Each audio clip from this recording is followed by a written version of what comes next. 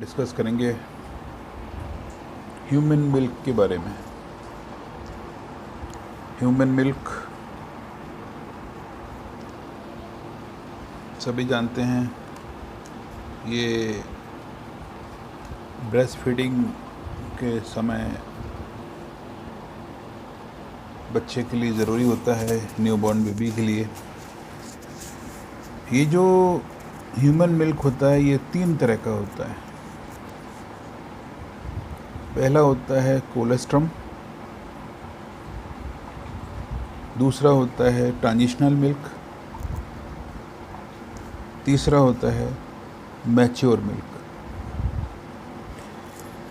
जो कोलेस्ट्रम जो होता है ये डिलीवरी के 1 दिन पहले से निकलना शुरू होता है और लगभग 4 से 5 दिन तक ये निकलता है।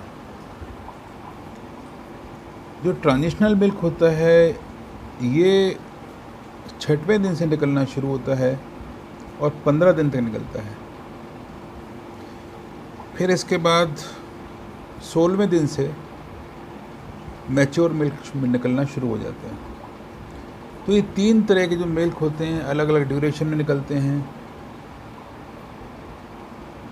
अगर इनके कंपोजिशन को देखा जाए तो इसके कंपोजिशन के कारण इसको अलग अलग 3 हिस्सों में बांटा गया है। तो जैसा कि आपको सबको पता है कि जो कोलेस्ट्रम जो होता है ये डीप येलो कलर का एक मिल्क होता है जो कि पोस्टपार्टम पीरियड मतलब डिलीवरी के बाद में निकलता है। इसमें सबसे ज़्यादा प्रोटीन होती है 8.5 ग्राम %। इसमें इम्यूनोग्लोबिन सबसे ज़्यादा होता है और एक होता है फैक्टोफेरिन। इसके अलावा इसमें ग्रैनुलर बॉडीज़ बहुत ज़्यादा होती हैं जिनको कोलेस्ट्रम कैप्सूल्स कहा जाता है। इसके अलावा इसमें एंटी इन्फ्लेमेटरी फैक्टर्स होते हैं जिनको PGE1 या PGE2 या साइटोकाइनिन कहा जाता है। इसके अलावा फैगोसाइट्स भी पाए जाते हैं और लिम्फोसाइट्स भी पाए जाते हैं। अब जो ट्रांजिशनल मिल्क होता है इसको इंटरमीडिएट मिल्क भी कहा जाता है। ये मैं आपको बता चुका हूँ कि 6वें से लेकर 15 दिन के बीच में निकलता है। और इसके बाद होता है मैच्योर मिल्क। मैच्योर मिल्क जो होता है वो 16वें दिन से निकलना शुरू होता है और आगे तब तक कंटिन्यू होता है जब तक लैक्टेशनल पीरियड होता है। लैक्टेशनल पीरियड मीन्स लगभग जब तक बच्चा दूध पीता है, 7 से लेके 8-9 महीने, 1 साल भी हो सकता है। ये देखेंगे कि इन तीनों जो मिल्क होते हैं इनमें कंपेयर कैसे करेंगे। और जब कंपेयर करते हैं तो हम ये देखते हैं कि ये कोलेस्ट्रम, ये ट्रांजिशनल और ये मैच्योर। तो और इसके बाद ये लास्ट में इन्होंने दिया है काऊ मिल्क।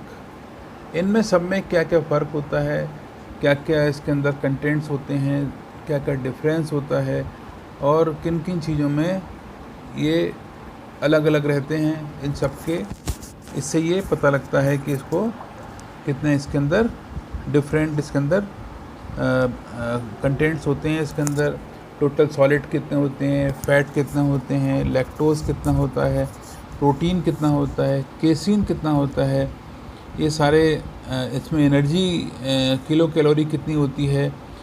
इसके अलावा इसमें मिनरल्स कितने होते हैं, कैल्शियम कितने होते हैं, मैग्नीशियम कितना होता है, पोटेशियम, सोडियम, आयरन, ये सब कितने होते हैं। ये सब इससे कंपेयर करने से ही पता लगता है। Importance of lactation. लैक्टेशन का इम्पोर्टेंस क्या है? ये बच्चे के फीडिंग के लिए जब बच्चा न्यूबॉर्न पैदा होता है तब ये बहुत ज़रूरी होता है, क्योंकि बच्चा 6 महीने तक कोई अन्न नहीं खा सकता है। जैसा कि आपको बताया था, क्योंकि जितने भी कार्बोहाइड्रेट स्प्लिटिंग जो एंजाइम्स होते हैं वो सारे 6 मंथ से निकलना शुरू होते हैं, इसलिए अन्न को जो है डाइजेस्ट करने के लिए बच्चे के स्टमक के अंदर कोई एंजाइम्स नहीं होते हैं, जिसलिए ये डाइजेस्ट नहीं कर सकता है। इसलिए इसको 6 महीने तक इसको मिल्क ही फीड कराया जाता है। अब ये जो ब्रेस्ट फीडिंग यूज़फुल होती है, ये बेबी के लिए क्यों इम्पोर्टेंट है? बेबी के लिए इसमें इम्पोर्टेंस 2 तरह से होती है, एक होती है बेबी के लिए, एक होती है मदर के लिए। अब हम बेबी के लिए कैसे इम्पोर्टेंट इसको मानते हैं? इसमें ये माना जाता है कि ये बैलेंस डाइट, जो पहला पॉइंट है balance diet. Human milk is balance in all views as well as protein, carbohydrate, fat, minerals, salts. इसमें कैल्शियम एंड फॉस्फेट्स, इसके अलावा विटामिन भी इसके अंदर कंप्लीट होते हैं। सेकंड जो इसके अंदर पॉइंट आता है वो होता है प्रोटेक्शन अगेंस्ट इन्फेक्शन। जितने भी जो इन्फेक्शंस होते हैं उनको बचाने के लिए इसके अंदर जो लिम्फोसाइट्स इसमें ह्यूमन मिल्क के अंदर काफ़ी रहते हैं। इसके अलावा neutrophils and macrophages and contents of lysozyme, जो मैंने आपको पहले बताया। इसके अलावा इम्यूनोग्लोबिन जो प्रोटीन्स होती है इसके अंदर, जो एक रोग से लड़ने की ताकत देती है, वो भी इसके अंदर काफ़ी मात्रा में पाई जाती है। ये क्या करते हैं? ये इन्फेक्शन को रोकने, एंटी इन्फेक्शन का काम करते हैं और एक स्पेसिफिक इम्यूनिटी प्रोड्यूस करते हैं बच्चे के बॉडी के अंदर। थर्ड इसके अंदर आता है अर्ली डाइजेस्टेबल। ये जो मिल्क होता है ह्यूमन मिल्क, ये आसानी से डाइजेस्ट हो जाता है। इसके अंदर जो केसिन होती है वो केसिन आसानी से डाइजेस्ट हो जाती है और इसमें लैक्टोफेरेन जो होता है वो बच्चे के अंदर आयरन की कमी को दूर करता है। फिर इसके अलावा फोलेट एंड कोबालमिन, ये जो है ये बाइंडिंग प्रोटीन होती है, ये असिस्ट करती है एब्जॉर्प्शन के लिए किसको? जो करस्पॉन्डिंग विटामिन्स होते हैं जो एडल्ट में आने के बाद जो एक बॉन्डिंग बनाते हैं, जैसे B12 के एब्जॉर्प्शन में करती है। लेकिन बच्चे के अंदर ये जो होती है फोलेट एंड कोबालमिन, ये बनाते हैं प्रोटीन के साथ मिलकर। इसके अलावा इसके अंदर जो होती है, जो कंसंट्रेशन होती है वो लैक्टोज की, वो बढ़ाती है कैल्शियम के एब्जॉर्प्शन को। ठीक है। फिर इसके अलावा इसमें जो लाइपेज जो एंजाइम पाया जाता है इसके अंदर, वो लिपिड के डाइजेशन में मिल्क के अंदर पाया जाता है, जो कि लिपिड के डाइजेशन में मदद करता है। क्योंकि लिपिड जो है वो काफ़ी इसमें बच्चे में जो लाइपेज जो एंजाइम होता है वो काफ़ी कम मात्रा में होता है, लेकिन जब मिल्क के अंदर ये होता है तो ये इसको डाइजेस्ट करने में मदद करता है। इसके अलावा जो होते हैं ग्रोथ फैक्टर्स होते हैं। कौन कौन से ग्रोथ फैक्टर्स होते हैं इसके अंदर? इसमें होते हैं इंसुलिन या सोमेटोमेडिन सी और ये होते हैं जो कि इसके लिए ग्रोथ फैक्टर का काम करते हैं। इसके अलावा कुछ और एडवांटेज हैं। ये स्ट्राइल होता है, मतलब ये है कि अगर जितना ज़रूरत है उतना यूज़ किया और उसके बाद तो बाहर तो रखना नहीं है जिसे फटने का गुंजाइश हो। तो जब ज़रूरत है, जब बच्चे को फीडिंग कराना है, तुरंत एक्सपोज किया, फीडिंग कराया, उसके बाद जितना ज़रूरत है उसके बाद रख दिया और उसके बाद बच्चे को तो यहाँ पर रखने की ज़रूरत नहीं है।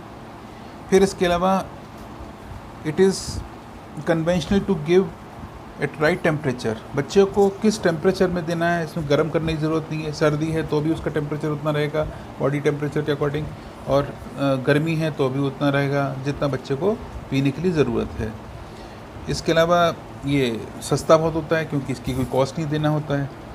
और इसके अलावा एक इसमें बच्चे के अंदर कुछ ऐसे हो सकते हैं, चांसेस हों कि बच्चे को मिल्क की एलर्जी हो, लेकिन ऐसा केसेस करोड़ों लाखों में एक आध मिलता है, वैसे ऐसा होता नहीं। तो ये तो है फ़ायदे मिल्क के बेबी के लिए। अब मदर के अंदर क्या इसके बेनिफिट्स हैं? मदर के अंदर ये बेनिफिट्स होते हैं कि पहली बात तो ये है कि लैक्टेशनल एमिनोरिया मदर चाहे तो उसका ये लाभ ले सकती है कि जब तक वो अपना फीडिंग कराए तो उसको पीरियड्स नहीं आएंगे और वो उससे फ्री हो सकती है। अब इसमें होता क्या है कि जो प्रोलैक्टिन जो हार्मोन होता है, जब इसका लेवल जब बढ़ता है तो इसके अंदर ये FSH और LH के लेवल को जो होता है वो दबा के रखता है, मतलब इसका लेवल कम रखता है, जिसकी वजह से पीरियड्स नहीं होते हैं और ओव्यूलेशन भी नहीं होता है। और ये जो लैक्टेशनल एमिनोरिया है ये 3 महीने से लेकर 3 साल तक हो सकता है, और ये डिपेंड करता है कि बच्चे को जब तक उसको फीडिंग कराई जाए और वो चाहे जब तक फीड कराए, और जब तक फीड कराएगी उसको पीरियड्स नहीं आएंगे। तो ये एक नेचुरल वे है कंट्रासेप्शन का और एक बच्चे में एक डिफरेंस रखने के लिए। फिर इसके बाद दूसरा आता है इन्वोल्यूशन ऑफ यूट्रस। अब इसमें होता क्या है कि बच्चा जितनी ज़्यादा टाइम तक दूध पिएगा और जितनी पीरियड नहीं आएगा उसमें उसको यूट्रस को अपनी जगह पोजीशन बनाने में, वापस रिकवर होने में उतना ज़्यादा टाइम मिल जाएगा और वो उतना हेल्दी रहेगा। क्योंकि बार बार जब पीरियड्स नहीं आएंगे तो उसकी जो वॉल भी वो डैमेज नहीं होगी, और इसके अलावा अगर डिलीवरी नहीं होगी तो उसकी वॉल भी जो है सेफ़ रहेगी, यूट्राइन वॉल। फिर इसके अलावा जो होता है वो तीसरा जो पॉइंट है इसके अंदर, प्रोलैक्टिन अगेंस्ट ब्रेस्ट इनलार्जमेंट।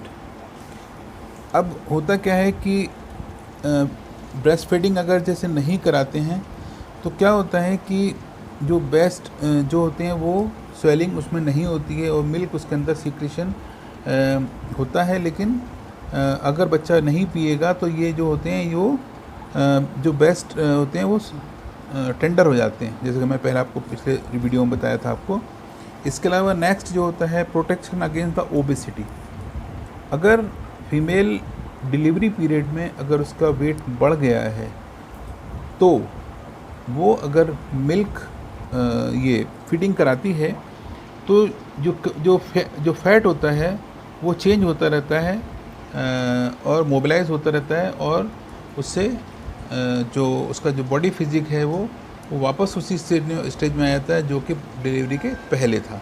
लेकिन ऐसे लोगों को फ़ायदा नहीं होता है जो बहुत ज़्यादा मोटे होते हैं और जिनको अगर फीडिंग करा है तो उसको, लेकिन उनको फ़ायदा उन्हीं को होता है जो ड्यूरिंग प्रेगनेंसी जिनका हेल्थ बनी है और मतलब थोड़ी सी ओबेसिटी आ गई है, और लेकिन अगर वो फीडिंग कराते हैं तो वापस वो अपने वेट को रिकवर कर सकते हैं। इसके अलावा एक लास्ट इसके अंदर जो फ़ायदा रहता है नेक्स्ट जो रहता है वो होता है इमोशनल बॉन्डिंग। जो बच्चे, मैंने पहले ही बताया था आपको कि जो मदर अपने बच्चे को फीडिंग कराती हैं उनमें एक इमोशनल बॉन्डिंग हो जाती है बच्चे और माँ के बीच में। तो एक साइकोलॉजिकल सेटिस्फेक्शन होता है कि उसको कि ये बच्चा मेरे से और मैं बच्चे से अच्छे अटैच हूँ। इसके अलावा कुछ ऐसे होते हैं प्रोटेक्शन अगेंस्ट कैंसर। कुछ ऐसे कैंसर होते हैं कि जिनमें अगर फीडिंग बच्चे को कराई जाती है तो ये कैंसर नहीं होते हैं, जैसे ब्रेस्ट कैंसर है। ऐसे ब्रेस्ट कैंसर अक्सर ऐसे लोगों में पाया जाता है जो ब्रेस्ट फीडिंग नहीं कराती हैं। तो ऐसे बच्चों को, ऐसी मदर को कभी नहीं होगा जो लंबे टाइम तक अपने अगर फीड कराती है, उनको ब्रेस्ट कैंसर कभी नहीं हो सकता है। तो ये हैं मदर ऐसे जो बेनिफिट जो मदर को होते हैं। कुछ फैक्टर्स भी होते हैं जो लैक्टेशन को इफ़ेक्ट करते हैं। इसमें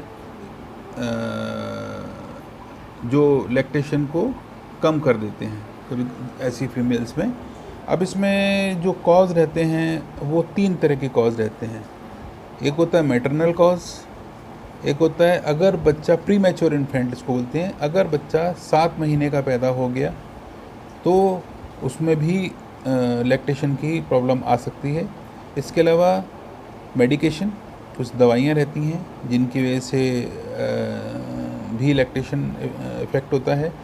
फिर इसके अलावा होती है कुछ ऐसी एडवाइस हैं जो कि जिनको लैक्टेशन कराने, जिनमें लैक्टेशन ज़्यादा हो सकता है। तो कौन कौन से फैक्टर्स हैं?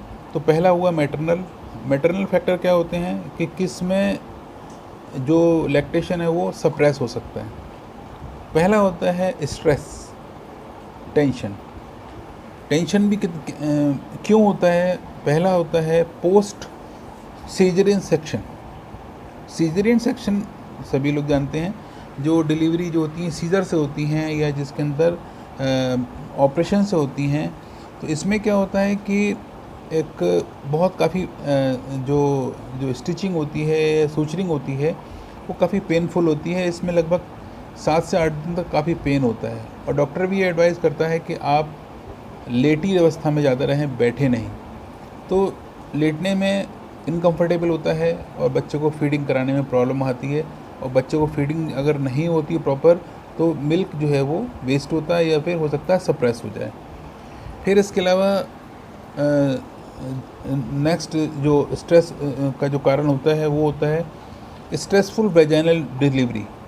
अगर वेजाइनल डिलीवरी हुई है, सीजरेन नहीं हुई है, लेकिन अगर वो काफ़ी उसके अंदर जैसे एपिजोटोमी करनी पड़ी या उसमें अगर पेरिनियम को अगर काटा गया तो वो भी उसके अंदर काफ़ी पेनफुल होती है और उसमें काफ़ी स्ट्रेस होता है, काफ़ी पेनफुल होती है। इसके अलावा दूसरे भी सोशल स्ट्रेस होते हैं। अब घर में झगड़ा है या कोई पारिवारिक कलह है या जो भी कुछ है, वो भी एक इसका कारण होते हैं, जिसमें बच्चे की जो फीडिंग जो होती है वो या मिल्क जो लैक्टेशन होता है वो सप्रेस हो सकता है। फिर इसके बाद जो नेक्स्ट होता है पॉलीसिस्टिक ओवेरियन सिंड्रोम। मैं पहले भी आपको बताया था कि ये एक ओवेरियन जो डिसीज़ है, इसके अंदर कई सिस्ट बन जाती हैं छोटी छोटी, जिसकी वजह से जो हार्मोन डिसबैलेंस हो जाते हैं और उसकी वजह से लैक्टेशन भी इफ़ेक्ट होता है। फिर इसके बाद एक नेक्स्ट जो मैटरनल कॉज आता है वो होता है theca Lutyens cyst. Theca Lutyens cyst एक फिजियोलॉजिकल ओवेरियन इन्लार्जमेंट होता है। इसके अंदर बहुत रेयर केसेस में होता है, एक बिनाइन एक स्टेज होती है, जिसके अंदर इसमें होता क्या है कि एक बिनाइन स्टेज में जो ओवेरी जो होती है वो थोड़ी सी इसका साइज़ बढ़ जाता है और इसके अंदर मल्टीपल थीका ल्यूटिन डेवलप हो जाते हैं। मतलब काफ़ी ऐसे ल्यूटियन बन जाते हैं, सैक बन जाते हैं। इसकी वजह से क्या होता है, जो एचसीजी का जो लेवल होता है काफ़ी बढ़ जाता है, और जब एचसीजी का लेवल बढ़ेगा तो फिर क्या होगा कि जो प्रोलैक्टिन का जो लेवल जो कम हो जाएगा और मिल्क जो है सप्रेस हो जाएगा। ठीक है। और फिर नेक्स्ट होता है ओबेसिटी, जिसको ओवरवेट होता है डिलीवरी के बाद में और ज़्यादा बढ़ जाता है, तो ऐसे केसेस में भी फीडिंग में प्रॉब्लम आती है और उनको बैठने में दिक्कत होती है और लैक्टेशन में भी प्रॉब्लम होती है। इसके अलावा नेक्स्ट होता है लोबर एनाल्जेसिका। लेबर एनाल्जेसिका में क्या होता है कि कुछ लेबर के टाइम में कुछ दवाइयाँ दी जाती हैं, एनाल्जेसिक दी जाती हैं या फिर पेन किलर दी जाती हैं, तो उसमें भी कभी कभी जो है वो मिल्क सप्रेस हो जाता है। इसके अलावा नेक्स्ट जो कॉज होता है डायबिटीज़ मेलिटस टाइप 1। तो टाइप 1 की जो डायबिटीज़ होती है उसमें भी मिल्क सप्रेस होने के चांसेस रहते हैं। ठीक। फिर इसके बाद आता है प्लेसेंटल रिटेंशन। प्लेसेंटल रिटेंशन में क्या होता है, नॉर्मली जो होता है वो जो प्लेसेंटा होता है वो 15 से 30 मिनट के अंदर ये प्लेसेंटा जो होता है वो बाहर आ जाना चाहिए। लेकिन कभी कभी क्या होता है पूरा प्लेसेंटा नहीं आ पाया, थोड़ा सा अगर टुकड़ा उसके अंदर रह गया, तो इसकी वजह से क्या होता है कि कुछ कॉम्प्लिकेशंस हो जाते हैं। बाहर ये लगता है कि पूरा आ गया, लेकिन थोड़ा सा भी अगर टुकड़ा अगर रह गया तो जब तक यूट्रस उसको बाहर नहीं कर देता है तब तक उसके अंदर कॉन्ट्रैक्शन ख़त्म नहीं होते हैं। अब इसमें होता क्या है, तो इसकी वजह से क्या होता है कि जो सर्कुलेटरी प्रोजेस्टेरोन है वो उसका लेवल बढ़ जाता है, और इसके अलावा एक प्यूपेरियम स्टेज आती है, वो आप ऑब्सगाइनी में पढ़ेंगे। उसके अंदर क्या होता है कि हल्का सा फीवर हो जाता है। इसके अलावा परसिस्टेंट हैवी ब्लीडिंग होती है। ब्लीडिंग क्यों होती है, क्योंकि यूट्रस जो होता है बार बार कॉन्ट्रैक्ट होता है, इसलिए क्योंकि ये उसके फॉरेन बॉडी हो जाता है। अब जब डिलीवरी के बाद में ये प्लेसेंटा जिसको वो 9 महीने तक संभाल के रखा हुआ था, लेकिन डिलीवरी के बाद में उसके लिए फॉरेन बॉडी हो जाती है, और जब तक कि उसको निकाल नहीं देगा उसको चैन नहीं पड़ता है। तो इसके लिए ये अब इसको जब तक इसको निकालना बहुत ज़रूरी होती है। इसकी वजह से क्या होता है क्रैम्पिंग होती है, हैं, और क्रैम्पिंग होने की वजह से उसको पेन होता है। और इसके अलावा एक फाउल स्मेलिंग डिस्चार्ज होता है। फाउल स्मेलिंग इसलिए होता है क्योंकि उसके अंदर जो जो जो क्लॉट्स होते हैं ब्लड के, वो काफ़ी टाइम के बाद आते हैं, निकलते रहते हैं, और उसकी वजह से काफ़ी उसके अंदर स्मेल आती है। तो ये हुए कुछ ऐसे प्लेसेंटल रिटेंशन की वजह हो जाने की वजह से भी लैक्टेशन जो होती है उसमें पेन होने की वजह से बच्चे को फीडिंग कराने में प्रॉब्लम आती है। देखिए क्या होता है कि बच्चे को फीडिंग कराना, सीक्रेशन तो बराबर हो रहा है, लेकिन अगर बच्चे को फीडिंग नहीं कराया तो क्या होता है, मिल्क बनना धीरे धीरे कम होने लगता है। तो मैंने आपको बताया था कि ये तो एक नल की टोंटी की तरह है, जितना आपको ज़रूरत है आप लिया और उसके बाद वापस चला जाता है। यहाँ भी उतना ही निकलता है जितना ज़रूरत होती है। तो जब बच्चा पिएगा नहीं और उसको पी लाने में प्रॉब्लम आएगी तो फिर मिल्क जो है वो सीक्रेशन भी कम हो जाएगा। फिर इसके अलावा होती है अल्कोहल डिपेंडेंस, मतलब कोई अगर फीमेल जिसकी डिलीवरी हुई है और उसको अगर ड्रिंक करने की आदत है तो बच्चे को वो ध्यान नहीं दे पाएगी और फीडिंग नहीं करा पाएगी। फिर इसके अलावा होता है pre mature infant.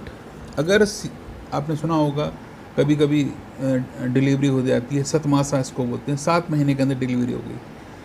Normally delivery 8-9 महीने में होती है, लेकिन अगर डिलीवरी 7वें महीने में हो गई तो क्या होगा कि जो डेवलपमेंट इन 2 महीने में होना चाहिए तो बच्चे के अंदर वो डेवलपमेंट पूरे नहीं हो पाएंगे। तो इसमें क्या होगा, बच्चे की एक तो हेल्थ वीक होगी। बच्चा जो है वो उसको फुल्ली डेवलप होना चाहिए तो 2 महीने काफ़ी होते हैं फीटस को डेवलपमेंट होने के लिए, लेकिन अगर डेवलपमेंट नहीं हो पाया तो फिर वो क्या होगा, वीक होगा। इसके अलावा क्या होगा, ये जो प्रोलैक्टिन हार्मोन है ये 7वें महीने से निकलना शुरू होता है। 7वें महीने के बाद ही मतलब रिलीज़ होना शुरू होता है, मतलब इवन 8वें महीने में शुरू होता है। और 8वें महीने में जब ये होता है तब ये प्रोलैक्टिन का लेवल बढ़ता है और यहाँ पर ब्रेस्ट की जो ग्लैंड्स होती हैं उनको जाके ये प्रिपेयर करता है मिल्क सीक्रेशन के लिए। तो ये निकलना भी डिस्टर्ब हो जाएगा और तो इसकी वजह से मिल्क सीक्रेशन नहीं होगा। अब एक जो लास्ट होता है जो एक कारण होता है मेडिकेशन।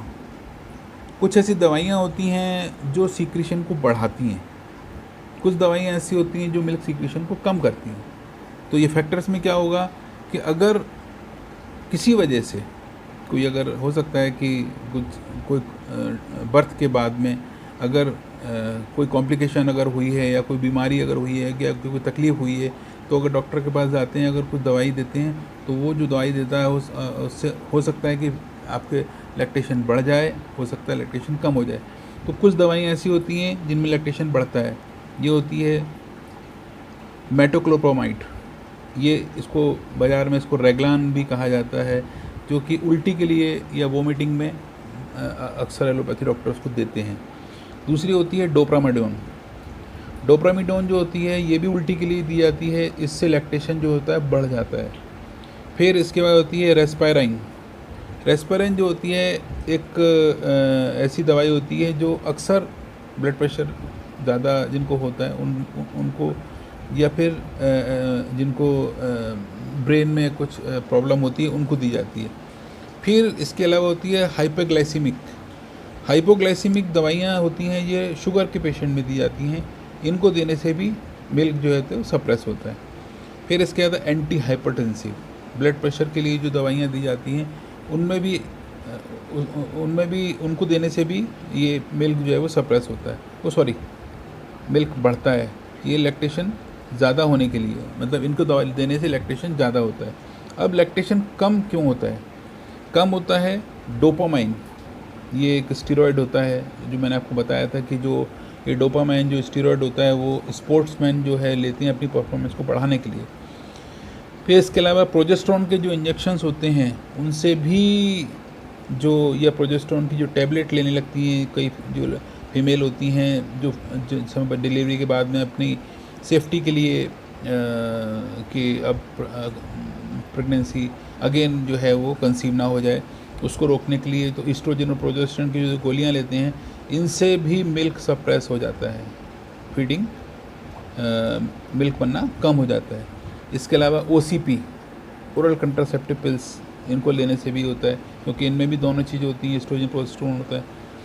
फिर इसके बाद होती है सीडोएफेड्रिन, एक दवाई होती है सीडोएफेड्रिन, जो कि कफ सिरप में दी जाती है। खांसी के लिए जो दवाइयाँ होती हैं, कफ सिरप होते हैं, उनमें इसको दिया जाता है। ये होती है सीडोएफेड्रिन। इसके अलावा कुछ एडवाइस होती हैं जो लैक्टेशन को बढ़ाने के लिए मदर को दी जाती हैं। जैसे उनको कहा जाता है कि अच्छी हेल्थ रखें, early and sufficient treatment of illness, कोई भी अगर बीमारी अगर होती है तो आप उसका इलाज तुरंत लें, उसको बढ़ाएं नहीं, क्योंकि बढ़ाने से आपको दूसरे कॉम्प्लिकेशंस हो सकते हैं। इसके अलावा होती है proper balance between rest and exercise.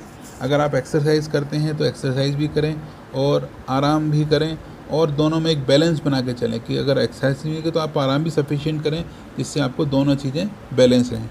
इसके अलावा होता है फ्रीडम फ्रॉम वरी, चिंताओं से मुक्त रहें, किसी तरह का कोई टेंशन ना लें, और जिससे आपके जो मिल्क सप्रेशन ना हो सके। इसके अलावा है postnatal frequent breastfeeding. Postnatal means delivery के बाद जो ब्रेस्ट फीडिंग प्रॉपर फ्रीक्वेंट कराते रहें, जल्दी कराते रहें, 2-2 घंटे से 3-3 घंटे, जैसे जब बच्चों को भूख लगे तो आप कराएं, उसके बाद फ्रीक्वेंट कराना चाहिए। फिर इसके बाद प्लेंटी ऑफ फ्रूट्स, जो फ्रूट्स में आपका आता है जूस है, मिल्क है, पानी है, दूध है, मतलब ये आप लेते रहें और काफ़ी मात्रा में लें, जिससे कि ये आपका जो हार्मोन का जो लेवल है वो मेंटेन रहे। इसके अलावा एडिक्वेट न्यूट्रिशंस, जो न्यूट्रिशन है वो आप प्रॉपर लें, बैलेंस डाइट लें। इसके अलावा जितने भी हेल्दी फूड्स हैं वो सारे लें, जंक फूड ना लें, जिससे कि आपको जंक फूड लेने से हो सकता है आपको ओबेसिटी हो, और ये सब बाकी हेल्दी डाइट लेते रहें। तो ये सब होता है मिल्क के सीक्रेशन को बढ़ाने के लिए। तो आज का वीडियो केवल इतना ही। Thank you so much.